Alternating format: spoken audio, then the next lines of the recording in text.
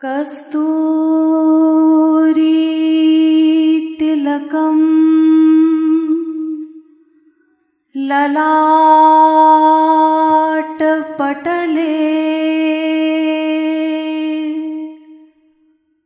वक्षस्थले कौस्तुभम् नासाग्रे वरमौक्तिकं करतले वेणुः करे कंकणम्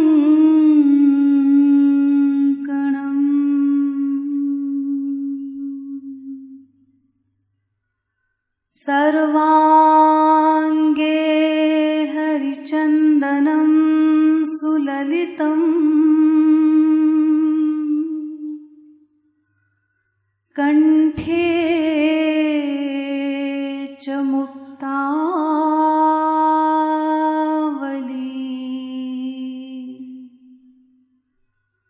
गोपस्त्री परिवेष्टितो विजयते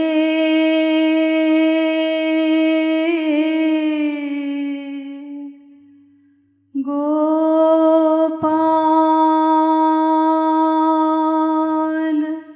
चूड़ामणि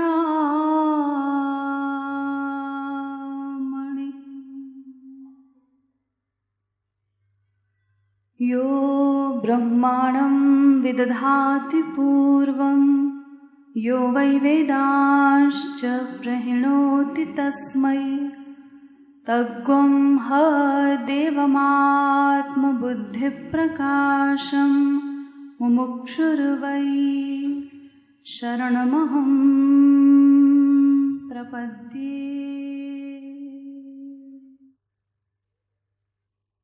हरि गुरु चरणानुरागी महानुभाव, नियमानुसार पहले कुछ देर श्री हरिनाम संकीर्तन कर लीजिए।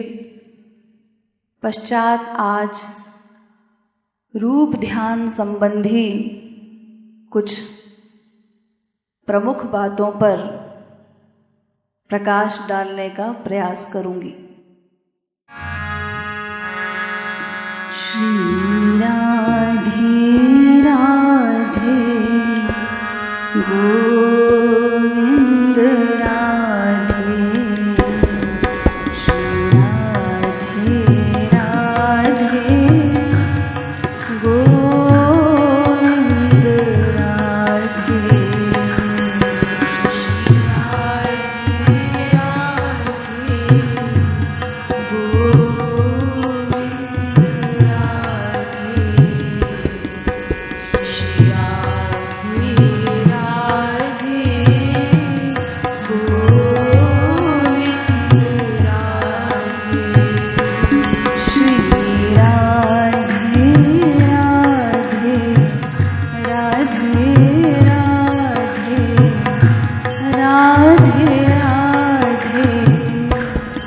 गोविंद राधे, श्री राधे राधे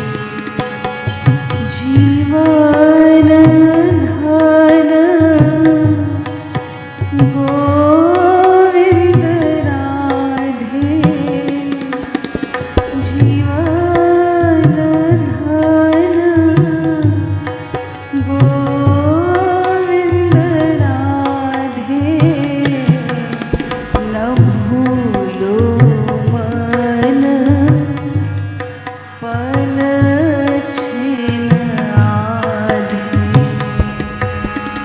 जीवन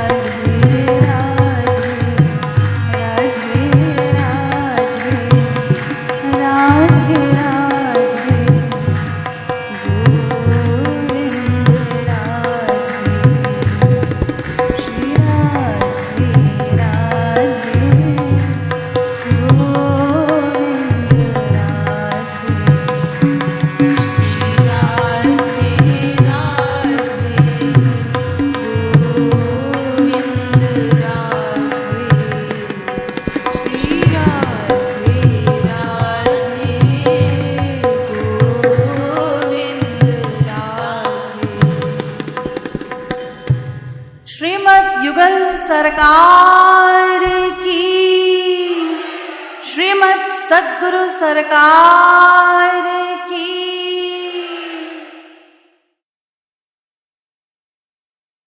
अब आप सभी लोग कृपया सावधान होकर बैठेंगे। कल मैंने आप लोगों को साधना शिविर संबंधी 2 प्रकार के नियम बताए थे, अंतरंग नियम और बहिरंग नियम। उसमें अंतरंग नियम में मैंने आप लोगों को बताया कि सबसे इम्पोर्टेंट नियम है रूप ध्यान, जो साधना का प्राण है। बिना रूप ध्यान के हमारी कोई भी साधना नहीं है। तो वो रूप ध्यान कैसे करना है, रूप ध्यान के विषय में कौन कौन सी बातें हमें याद रखनी है, समझनी है, वो ही मैं आप लोगों को आज बताऊंगी। रूप ध्यान में सबसे पहले हम लोगों को श्यामा शाम के नित्य धाम गोलोक में चलना है।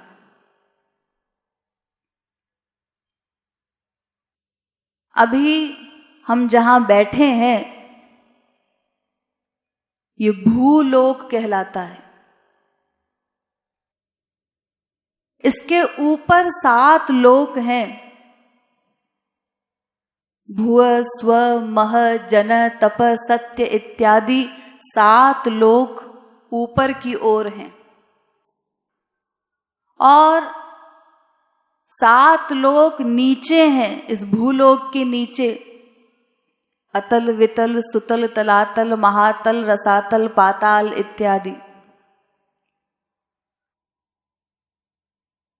तो इन 14 लोकों का एक ब्रह्मांड होता है।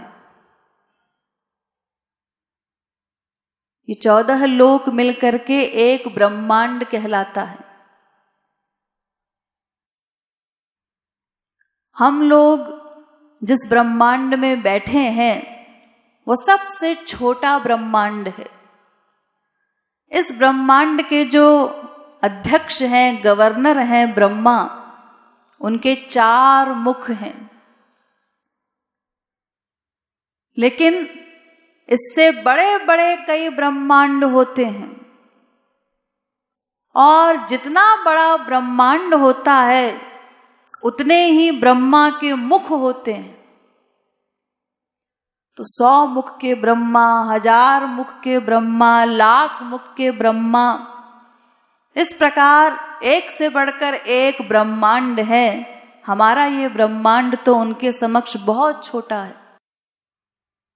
तो ऐसे अनंत ब्रह्मांड हैं। ये जो 14 लोकों का एक ब्रह्मांड है जिसमें हम बैठे हैं, ऐसे अनंत ब्रह्मांड हैं जिनकी कोई गिनती नहीं। संख्या चेत रजसामस्ति न विश्वानाम कदाचन। पृथ्वी के धूल कणों की गणना भले ही कोई कर ले, यद्यपि ये असंभव है, लेकिन ये असंभव कार्य फिर भी एक बार को संभव हो जाए कि पृथ्वी के धूल कणों को गिन लिया जाए, लेकिन ब्रह्मांडों की गिनती नहीं हो सकती। अनंत ब्रह्मांड है और ये अनंत ब्रह्मांड एक बहुत बड़े महांड में समाये हुए हैं। ये 14 लोकों का ब्रह्मांड, ये ब्रह्मांड पिंड कहलाता है, एक ब्रह्मांड। तो ऐसे अनंत ब्रह्मांड पिंड एक महांड में समाये हुए हैं। यानी यूं समझिए एक बहुत बड़ा अंडाकार गोला जिसमें ये समस्त ब्रह्मांड समाये हुए हैं। जितने भी मायाबद्ध जीव हैं वे सभी उस महांड के नीचे, ये जितने ब्रह्मांड हैं उसमें रहते हैं। वो जो अनंत कोटि ब्रह्मांडात्मक विश्व का एक महापिंड है, उसके बीचों बीच एक छिद्र है, छेद है। तो उस छेद से नीचे नीचे समस्त मायाबद्ध जीव रहते हैं और अपने अपने कर्मों के अनुसार, कोई स्वर्ग लोक में, कोई नरक लोक में, कोई मृत्यु लोक में, अपने अपने कर्मों का परिणाम भुगतते रहते हैं, अनेक प्रकार के दुख भोगते हैं।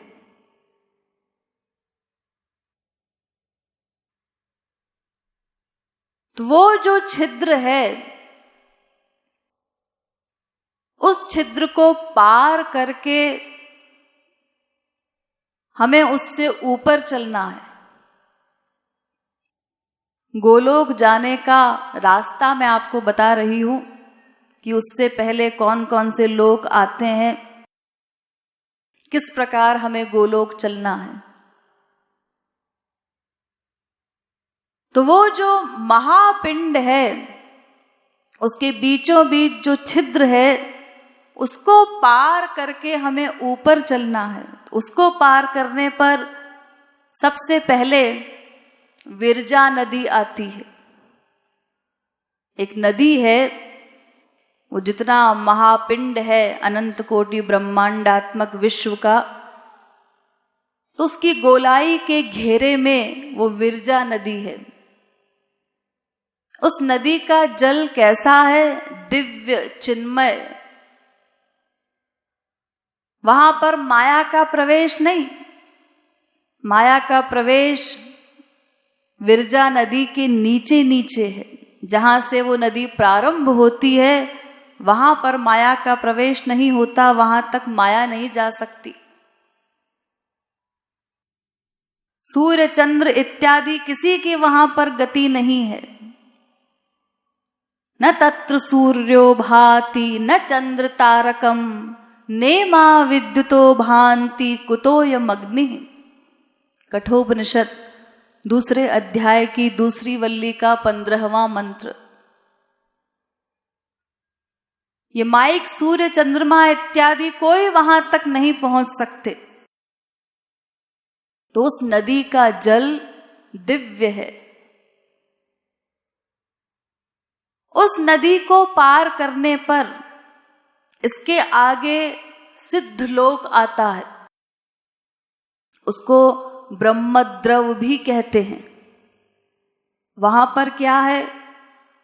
उस ब्रह्मद्रव में समस्त परमहंस ब्रह्मानंद में लीन रहते हैं।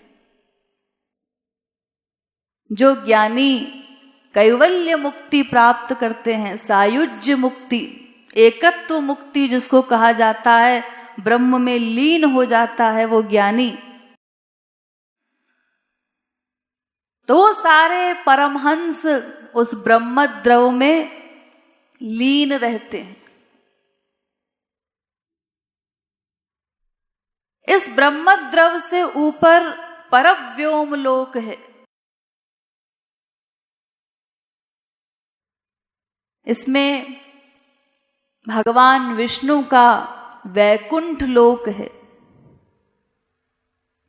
तो वैकुंठ में क्या क्या है, वो लोक कैसा है?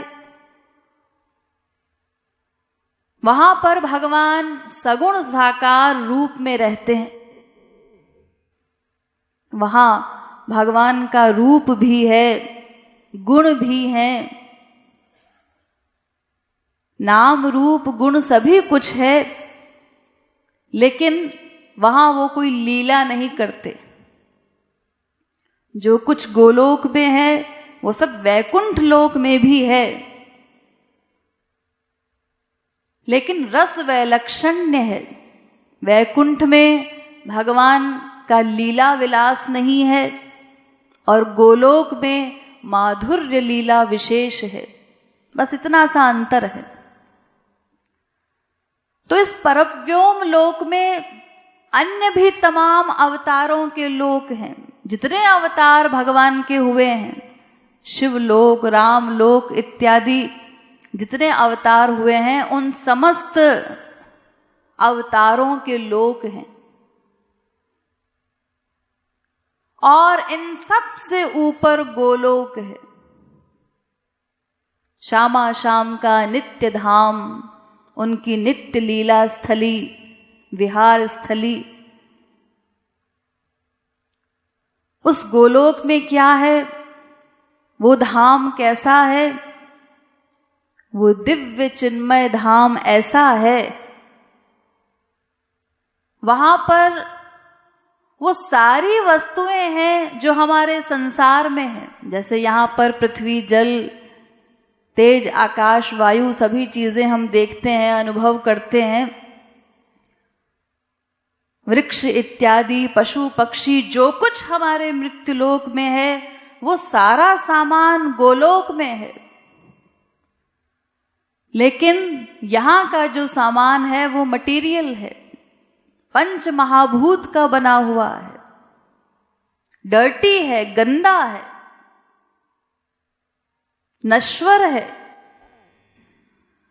और गोलोक का हर सामान कैसा है? दिव्य चिन्मय। वहां की हर वस्तु में चमक है, आनंद ही आनंद है, क्योंकि वहां की प्रत्येक वस्तु भगवान स्वयं बनते हैं।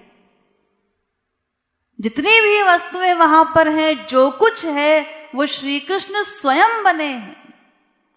इसीलिए वहां के हर सामान में, एक रज कण में भी उतना ही आनंद है जितना स्वयं श्री कृष्ण में है। इसीलिए वहां के रज कण को भी अगर कोई परमहंस देख ले तो समाधि भूल जाए।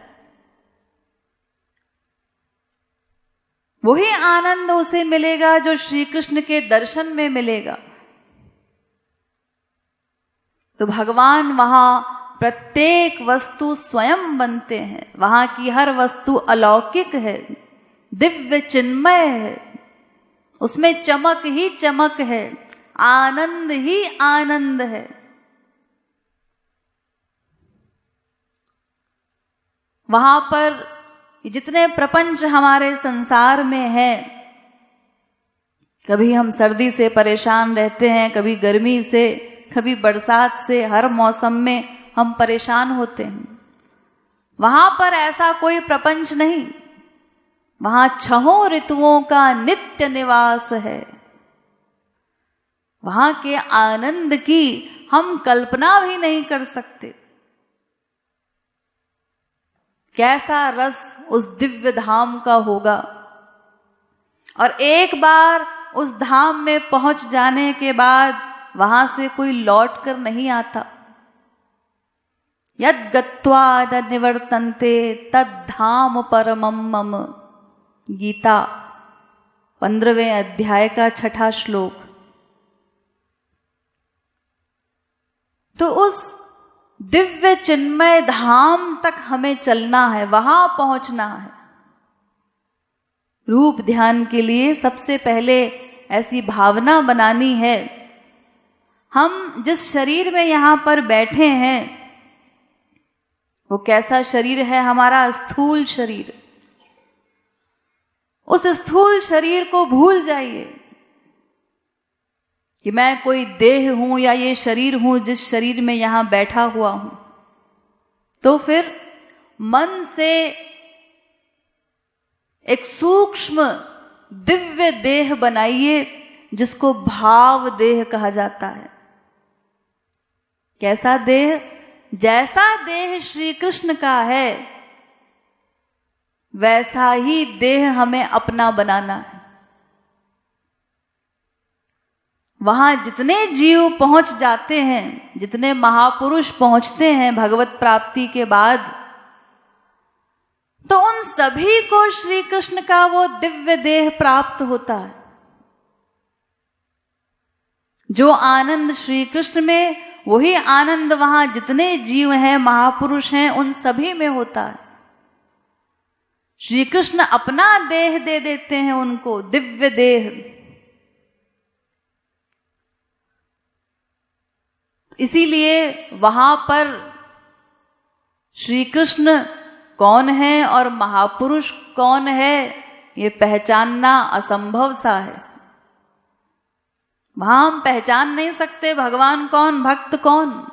ये तो केवल जिस समय सेवा करता है महापुरुष, तब पता लग सकता है कि स्वामी कौन है और जो सेवा कर रहा है वो भक्त है। अन्यथा पता नहीं लगाया जा सकता, क्योंकि भगवान के समान ही देह महापुरुषों को प्राप्त होता है। तो इसीलिए हमें भी ऐसी भावना बनानी है, क्योंकि इस देह से तो हम गोलोक पहुंच नहीं सकते, माया की कोई वस्तु वहां तक जा नहीं सकती। तो मन से हमको अपना सूक्ष्म देह बना करके, जिसको भाव देह कहा जाता है, दिव्य देह, उस देह से हमको ये जो अनंत कोटि ब्रह्मांडात्मक विश्व है, जिसे महापिंड कहा जाता है, तो मैंने आपको बताया उसके बीचों बीच एक छेद है। तो ऐसा सोचिए, हम इस माया के विश्व को पार करके ऊपर उठते हुए उस छिद्र से बाहर निकल गए। अब इसके बाद जैसे जैसे क्रम से मैंने आपको लोक बताए, पहले विरजा नदी आती है, उसको हमने क्रॉस किया। उसके बाद सिद्ध लोक आता है, उससे भी हम ऊपर उठ गए। फिर परम व्योम लोक में भी हमको नहीं रुकना है, जहां भगवान के अन्य तमाम अवतारों के धाम हैं। सबसे परे गोलोक है, भगवान के उस नित्य धाम में हमें पहुंचना है। गोलोक से परे और कुछ नहीं है। ये ऐसा लोक है जो महाप्रलय में भी समाप्त नहीं होता।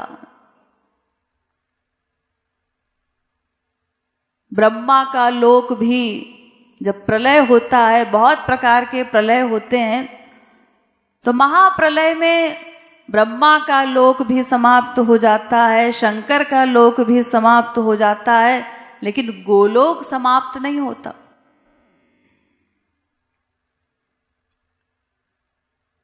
ऐसे उस धाम में पहुंच करके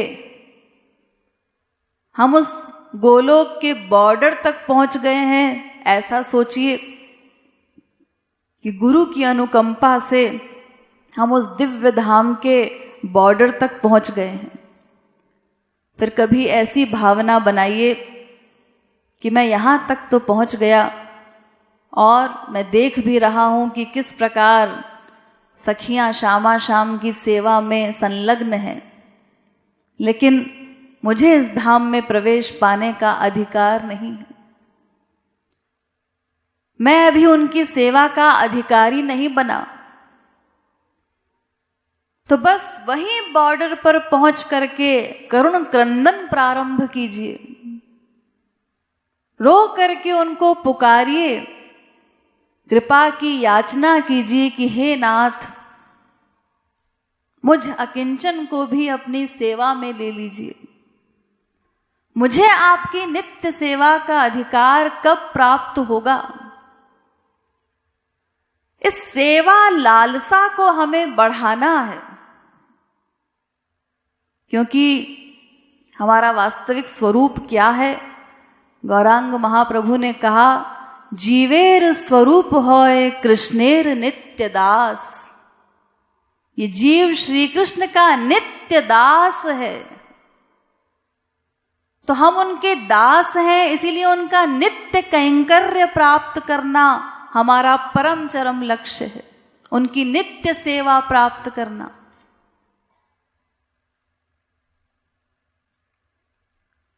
नित्य सेवा नित्य धाम नित्य पाऊं आठों याम।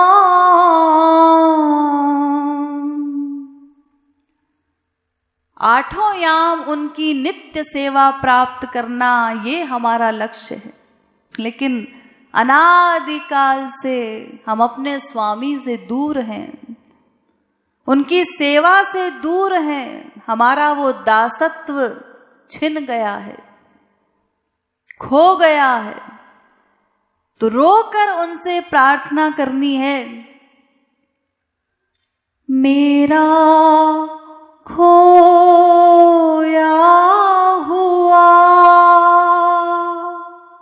दासत्व दिला दे।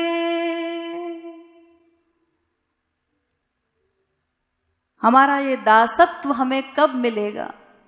हे नाथ, आपकी सखी बनकर, आपकी दासी बनकर कब आपकी नित्य सेवा प्राप्त कर सकेंगे? मुझे भी एक बार अपने हृदय से लगा लीजिए, सदा सदा के लिए अपना बना लीजिए। इस प्रकार रो करके उनसे कृपा की याचना करनी है। लेकिन जब कभी आप बोर हो जाएं, ये वियोग का रूप ध्यान, विरह का रूप ध्यान, इससे मान लीजिए आपको बोरियत होने लगी, तो कभी आप मिलन का रूप ध्यान भी कर सकते हैं। यानी इससे आगे फिर आप ये सोचिए कि मैं वहां बॉर्डर पर खड़े होकर रो रहा हूं, उनको पुकार रहा हूं, तो श्यामा श्याम ने मेरी ओर देखा, वो किस प्रकार अत्यंत करुणामयी प्रेम भरी दृष्टि से मेरी ओर देख रहे हैं। अब और कातर भाव से उनके दर्शन कीजिए, दूर से ही। इसके बाद श्यामा श्याम ने अब तो अपनी एक सखी को इशारा भी कर दिया। क्या इशारा किया? मेरे उस जीव को अंदर ले आओ। अब वो सखी प्रेम पूर्वक हमारा हाथ पकड़ करके हमें श्यामा श्याम के नजदीक ले जा रही है। अरे अब तो उन्होंने अपने हृदय से भी लगा लिया, उनका दिव्य स्पर्श मुझे प्राप्त हो रहा है। उस स्पर्श का अनुभव करके गदगद होना है। मन भाया रूप ध्यान, जैसा आपका मन हो वैसा रूप ध्यान आप कर सकते हैं। दो प्रकार से रूप ध्यान कर सकते हैं। अभी मैंने आपको बताया, एक कहलाता है वियोग का रूप ध्यान और एक कहलाता है संयोग का रूप ध्यान, मिलन का रूप ध्यान। तो जब कभी विरह के ध्यान से आप बोर हो जाएं तो मिलन का रूप ध्यान कर लीजिए। संयोग का अधिक श्रेष्ठ वियोग का रूप ध्यान माना जाता है। लेकिन जैसी आपकी रुचि हो, कोई प्रतिबंध नहीं है कि वही रूप ध्यान आपको करना है। तो उस गोलोक में पहुंच करके श्यामा श्याम की मन भाई लीलाओं के दर्शन करने हैं। कभी कृपा की याचना कीजिए, कभी उनकी किसी भी लीला में सम्मिलित होकर के उस लीला का रसास्वादन कीजिए। जैसी लीला आपको पसंद हो।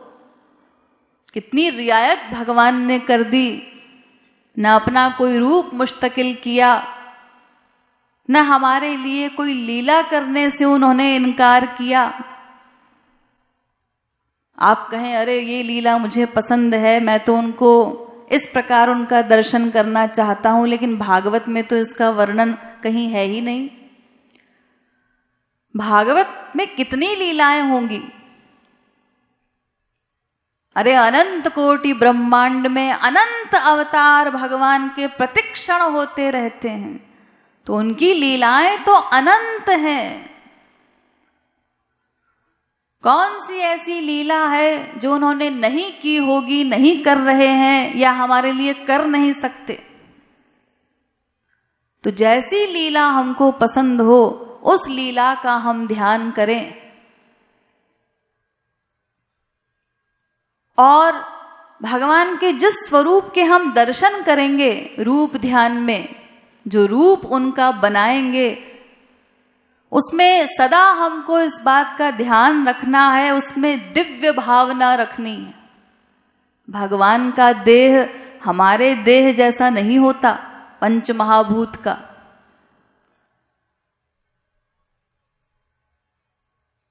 भगवान के देह और देही में कोई भेद नहीं होता। भगवान में देह देही का भेद नहीं है। यानी जैसे हम लोग, हमारा एक शरीर है और इसके अंदर एक आत्मा है, दो स्वरूप हैं, दो चीजें हैं। महापुरुषों के पास भी ये दो चीजें होती हैं। गोलोक में जो जीव पहुंच जाते हैं भगवत प्राप्ति के बाद, उनको जो दिव्य शरीर भगवान का मिलता है, तो आत्मा अलग होती है और वो दिव्य शरीर अलग होता है उनका। लेकिन भगवान में ये दो चीजें नहीं हैं। उनमें देह देही का भेद नहीं है। वो स्वयं अपनी देह बन जाते हैं। श्री कृष्ण स्वयं अपना शरीर बन जाते हैं। तो सदा हमें उस रूप ध्यान में दिव्य भावना रखनी है कि वो इस प्रकार अलौकिक उनका देह है, उसमें देह देही का भेद नहीं है। वो हमारे शरीर जैसा नहीं है उनका शरीर। यद्यपि अवतार लेकर जब भगवान आते हैं तो दिखाई पड़ता है हम लोगों को उनका प्राकृत शरीर, और हम समझते हैं वो तो हमारी ही तरह है, क्योंकि हमारी ही तरह व्यवहार करते हैं, खाना खाते हैं, उनको भूख लगती है, सोना जागना सारी क्रियाएं उनकी हमारी समान होती हैं। लेकिन वो केवल दिखाने के लिए हमको दिखाई पड़ता है। हम अगर उस शरीर को छू भी लें तो हमें उसमें हड्डी मांस सब अनुभव में आएगा। उस शरीर की यही विशेषता है कि जिसकी जैसी योग्यता होती है वैसा अनुभव उस व्यक्ति को होता है। लेकिन वास्तव में उनके भीतर कुछ भी नहीं है।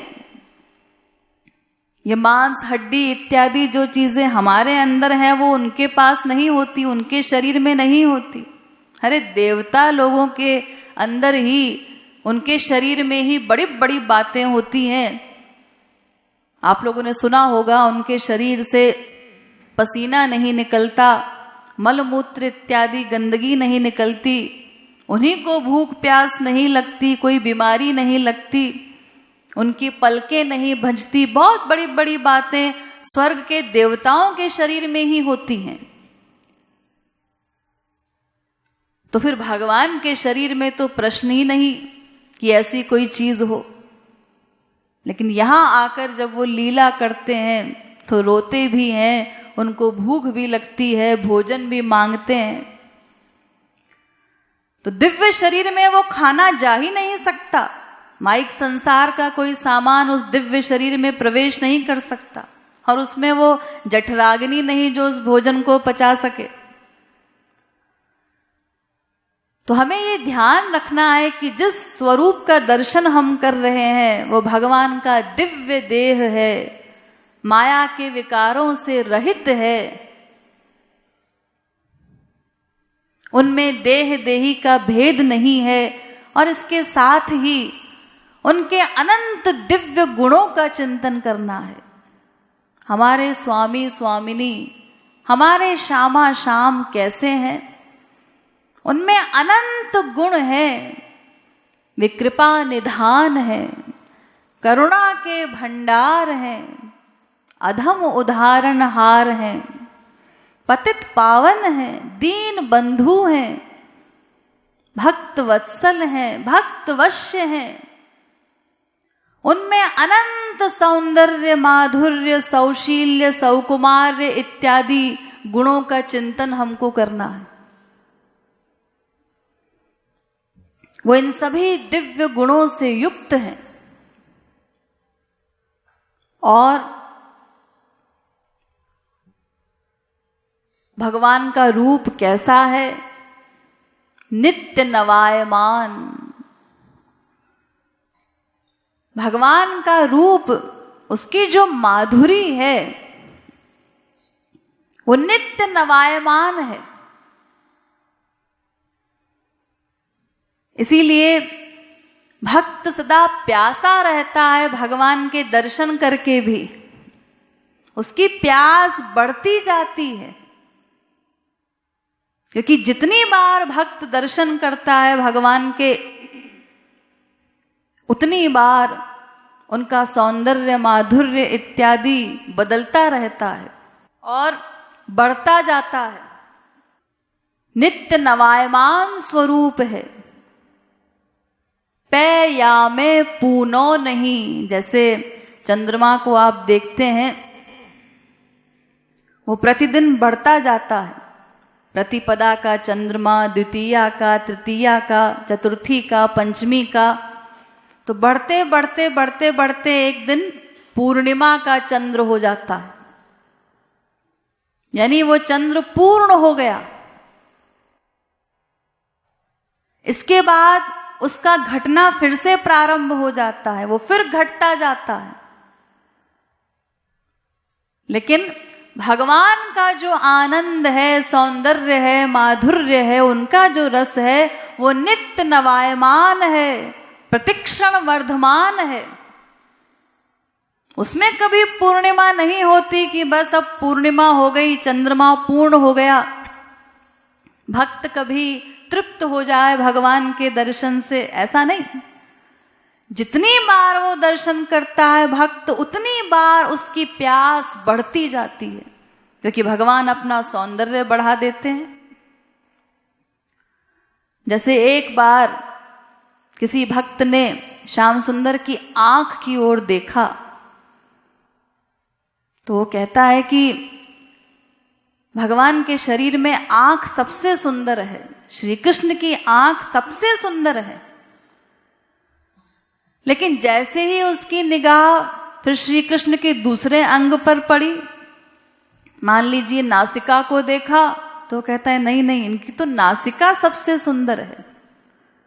ऐसे ही जिस अंग पर दृष्टि जाती है वो अंग सबसे अधिक सुंदर लगता है। और केवल इतना ही नहीं, जिस आंख को एक बार देखा वो सुंदर लगी, उसी आंख को दोबारा देखा तो वो नवीन लगती है, उसका सौंदर्य बढ़ जाता है।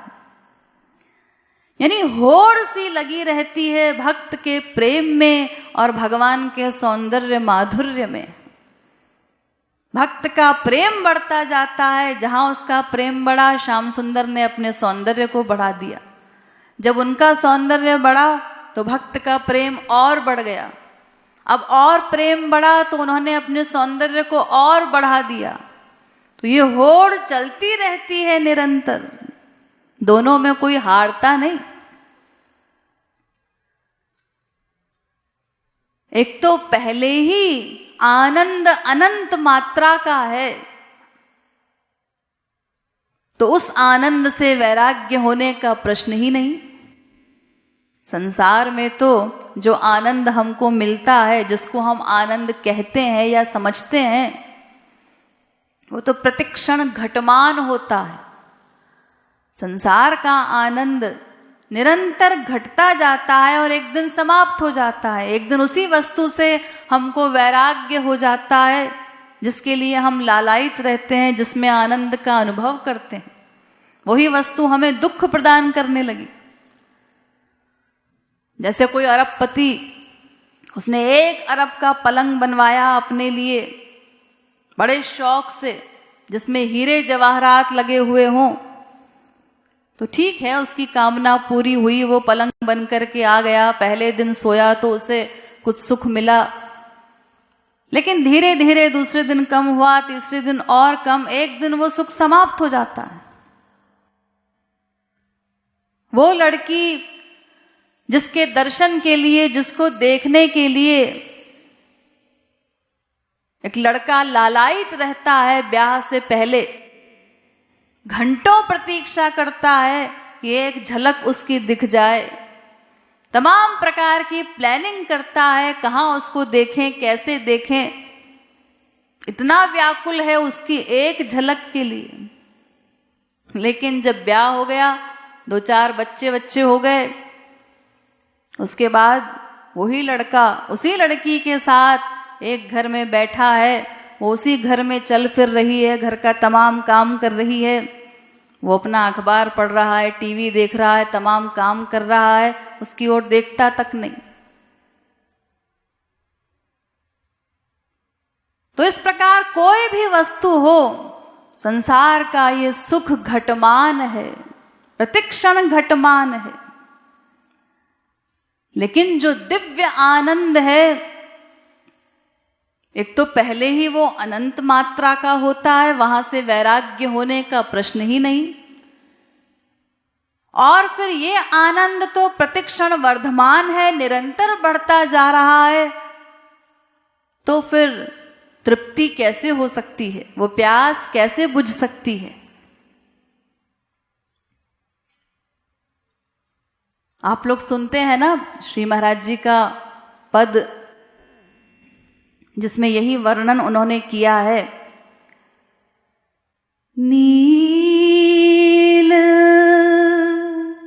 मणि कोरी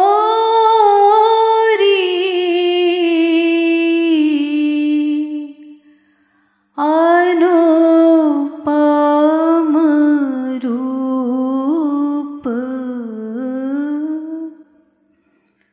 वो अनुपम रूप श्याम सुंदर का कैसा है? प्रति अंगनी छवि कोटि अनंगनी, प्रति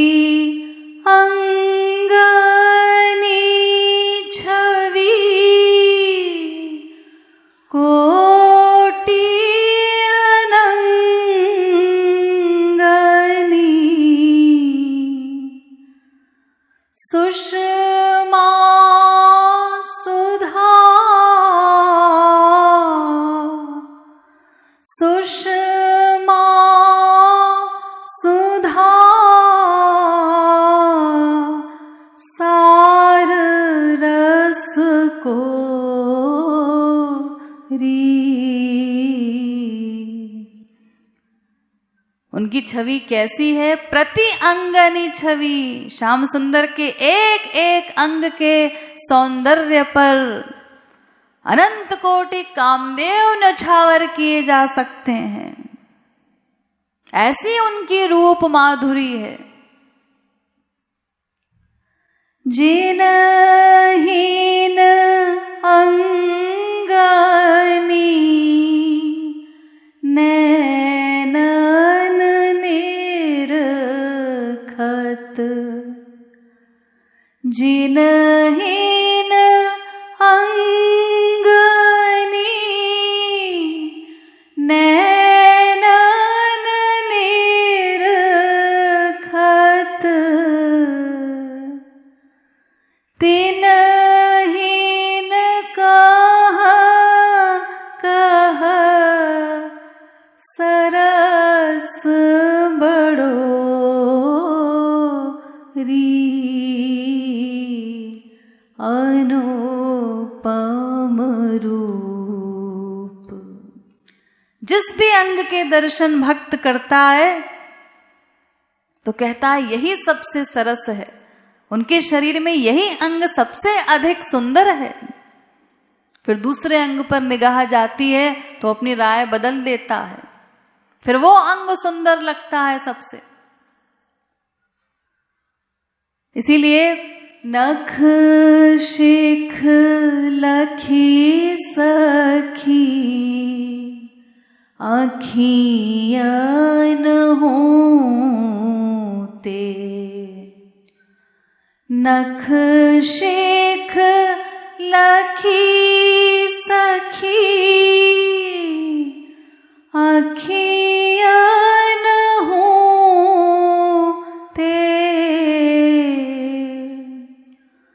पल पल तलफती, पल पल तलफती, देखन को री।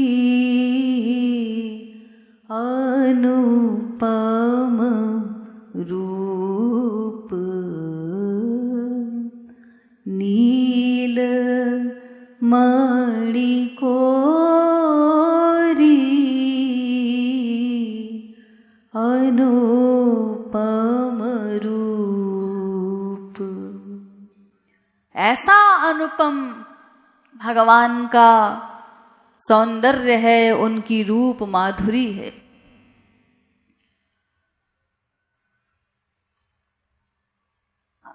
तो ऐसे स्वरूप का दर्शन करके गदगद होना है। उनका आनंद नित्य नवायमान है, प्रतिक्षण वर्धमान है। तो उनके इस देह में दिव्य भावना रखकर हमें उनका ध्यान करना है। दूसरी बात, उनसे अपनापन बढ़ाना है।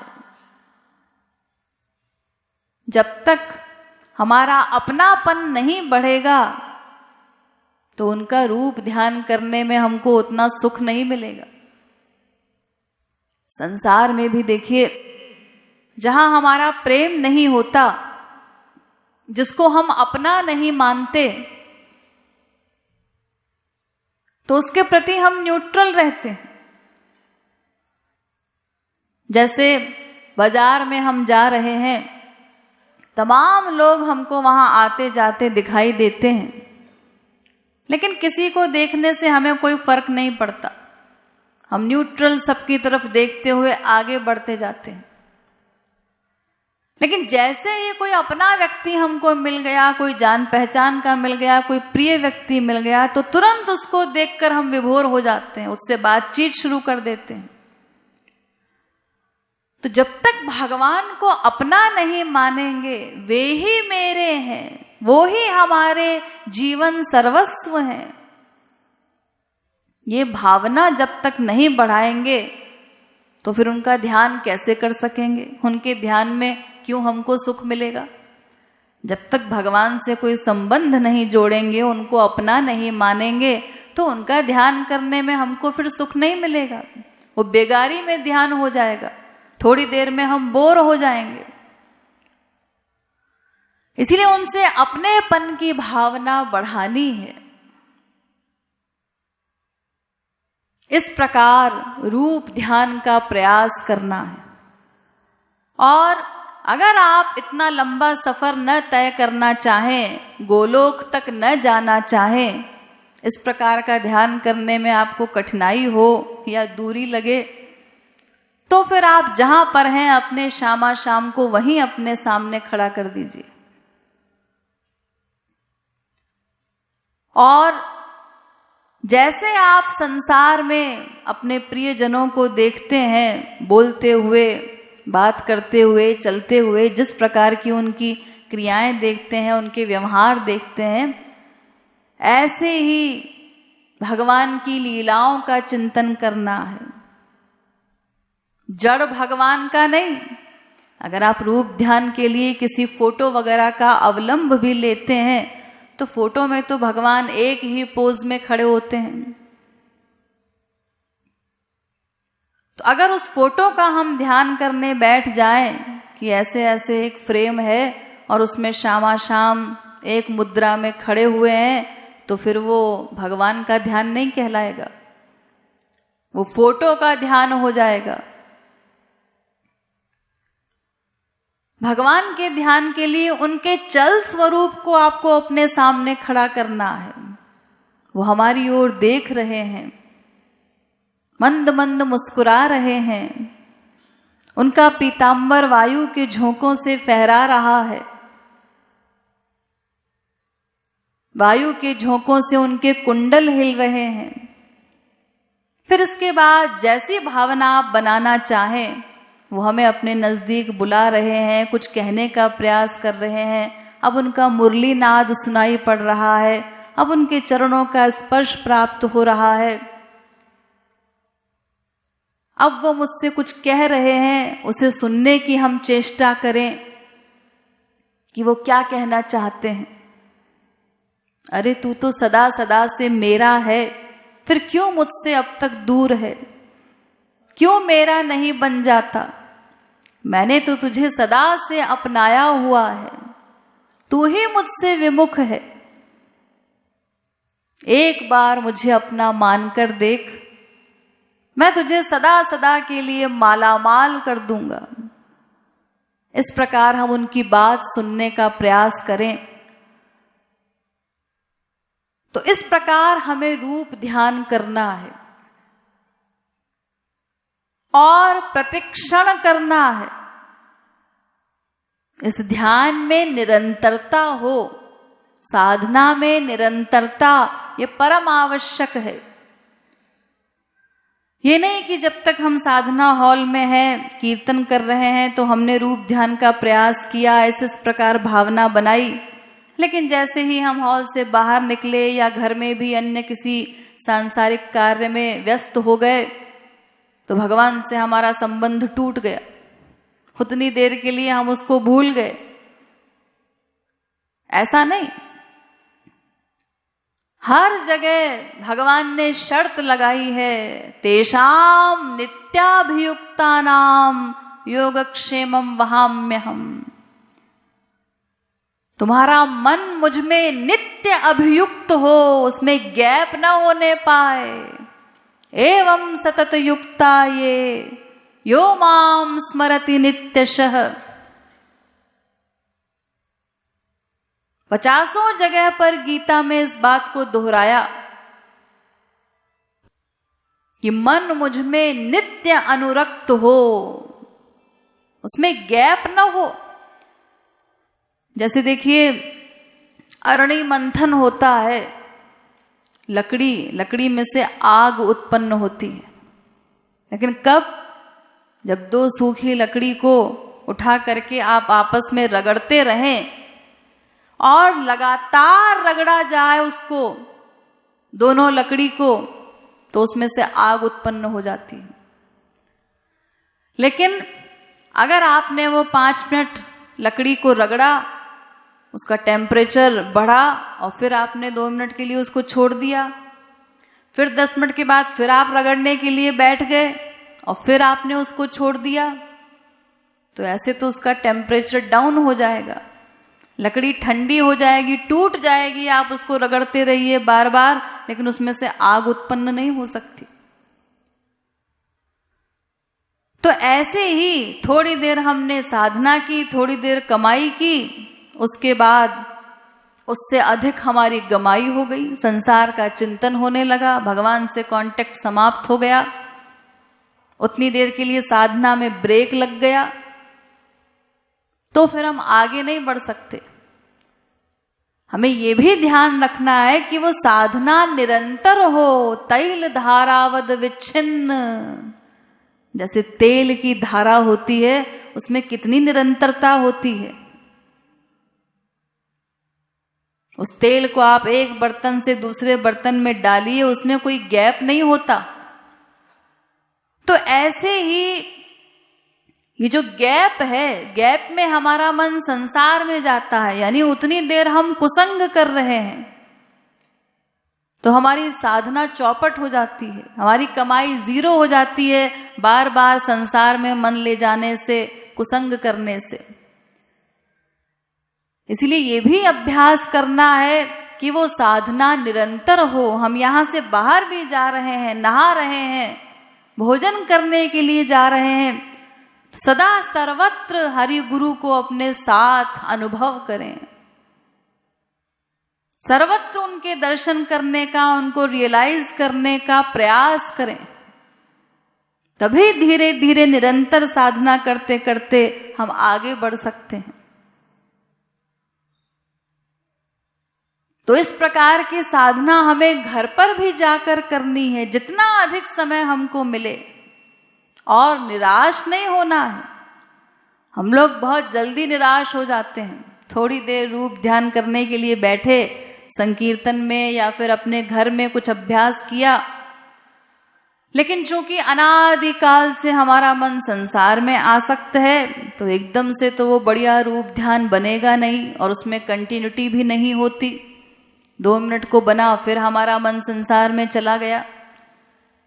तो अपनी इस स्थिति से हम खींच जाते हैं, बहुत जल्दी निराश हो जाते हैं कि अजी वो रूप ध्यान के बिना तो साधना साधना कहलाती नहीं, और हम तो इतनी देर कीर्तन में बैठे या घर में ही साधना के लिए बैठे, लेकिन हमारा मन तो लगा नहीं। हमसे तो रूप ध्यान होता नहीं।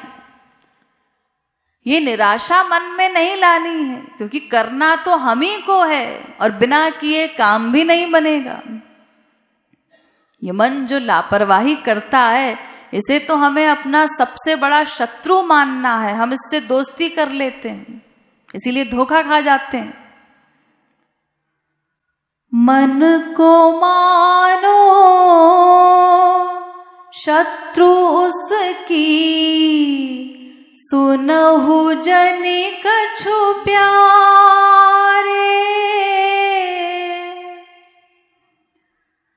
मन जहाँ भी जाए हरि को, खड़ो करो तह प्यारे, खड़ो करो तह प्यारे। निराश नहीं होना है। ये मन जहां भागने का प्रयास करे, वहीं पर अपने श्यामा श्याम को खड़े कर देना है। तो धीरे धीरे ये मन हार मान जाएगा, भागना छोड़ देगा। लेकिन अगर हम निराश हो गए तो फिर कैसे काम चलेगा?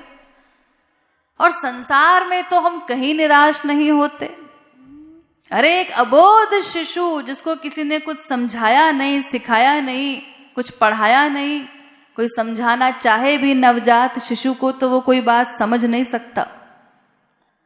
लेकिन धीरे धीरे वही शिशु बिना किसी के अभ्यास कराए, बिना किसी के सिखाए पढ़ाए, हर काम देखिए कैसे सीख जाता है।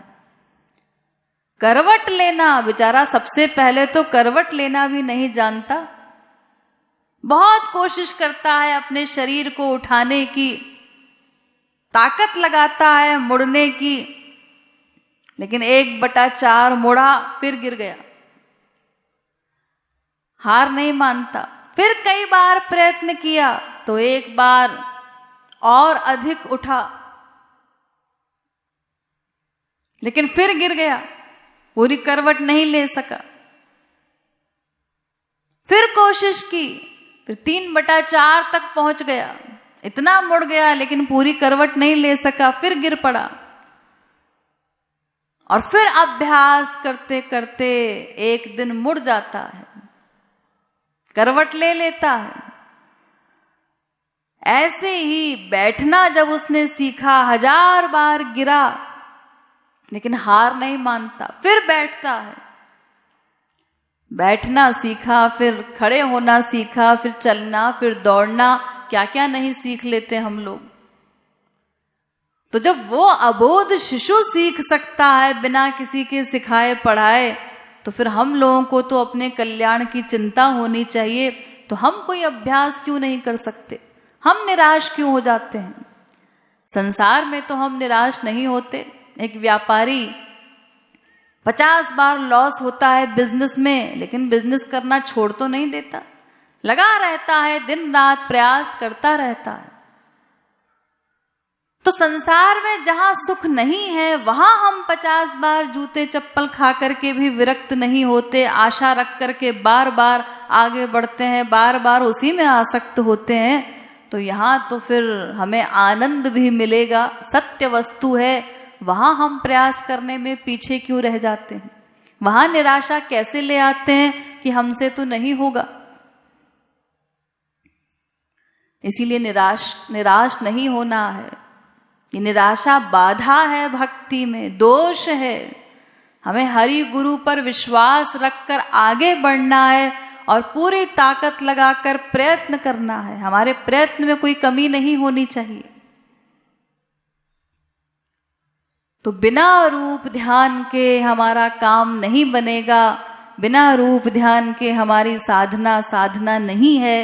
इसीलिए रूप ध्यान पर विशेष ध्यान देना है, संकीर्तन इत्यादि के दौरान भी, और जब हम चल रहे हैं, संसार का कोई भी कार्य कर रहे हैं, उस समय भी हमारा संबंध उनसे टूटे ना, उनका विस्मरण न होने पाए, उनका ध्यान सदा कैसे बना रहे, इसका अभ्यास हमें करना है। हम अपने आप को अकेला न माने, सदा सर्वत्र उनको रियलाइज करें। तो उनको रियलाइज करने से धीरे धीरे हमारे अपराधों पर भी ब्रेक लगेगी। सारे अपराध होते हैं अपने आप को प्राइवेट मानने के कारण, कि मैं जो कुछ सोच रहा हूं वो और कोई नहीं जानता।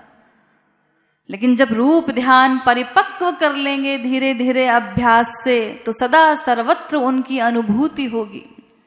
वो सदा अपने साथ रियलाइज होंगे, अलग से हमें प्रयत्न भी नहीं करना पड़ेगा। और उनकी उपस्थिति को रियलाइज करने से हमारे अपराध कम होते जाएंगे, लापरवाही कम होती जाएगी। जहां कोई लापरवाही हुई तो ध्यान में आएगा कि अरे मैं तो उनकी कृपा प्राप्त करना चाहता हूं, मैं उनका हूं और मैं ये कैसा अपराध कर रहा हूं, कितनी लापरवाही कर रहा हूं। वो मुझे देख रहे हैं, उनको कितना कष्ट होगा, और इससे मैं कैसे आगे बढ़ सकूंगा, कैसे उनकी कृपा मिलेगी। तो इस प्रकार हमारे वो अपराध कम होते जाएंगे। तो बिना निराश हुए हरि गुरु पर विश्वास रखकर रूप ध्यान पूर्वक हमें साधना करनी है, और इस साधना में निरंतरता पर ध्यान देना है। बिना निरंतर साधना हुए हम तीव्र गति से आगे नहीं बढ़ सकते। तो एक एक क्षण का सदुपयोग करते हुए, वो चाहे साधना शिविर हो, अन्यथा हम अपने घरों में हो, इस प्रकार इन सभी बातों का ध्यान रखकर साधना करते हुए हमें निरंतर आध्यात्मिक कल्याण के मार्ग पर प्रशस्त होना है, आगे बढ़ते जाना है। हम अपने प्रयास में कमी नहीं रखेंगे तो एक दिन उनकी कृपा से अपने लक्ष्य को शीघ्र प्राप्त कर सकेंगे। बोलिए श्रीमद् सद्गुरु सरकार की, श्रीमद् युगल सरकार की, प्यारी प्यारी अम्मा की जय जय श्री राधे, जय जय श्री राधे, जय